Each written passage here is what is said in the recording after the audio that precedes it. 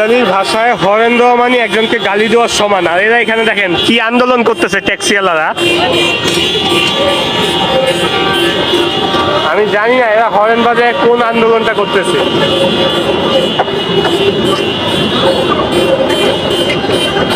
এখানে সব ট্যাক্সি পুরো রাস্তা ব্লক করে রাখছে। ওই যে ওখানে ট্রেন আসছে, মানে ট্রাম ঢুকতে পারতেছে না, এরা পুরো রাস্তা ব্লক করে রাখছে।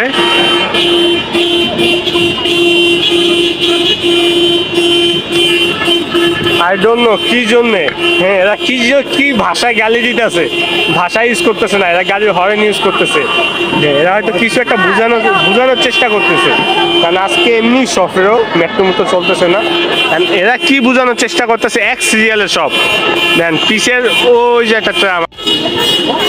অনেক বছর পর এত হরেন শুনলাম ভাই, বিশ্বাস করেন ইতালিতে আসার পর এই প্রথম এত হরেন শুনলাম। এর আগে আমার লাইফে আমি এত হরেন শুনি নাই। আপনি বিশ্বাস করবেন কিনা আমি জানি না, ইতালিতে আজকে প্রথম। হ্যাঁ, ইতালিতে আমি আজকে প্রথম, আমার 2.5 বছর 3 বছরের প্রথম এত গাড়ির হরেন শুনলাম। এরা এখন ওইখানে বসে আছে, অর্ধেক এখানে আইছে এই দোমোর সামনে।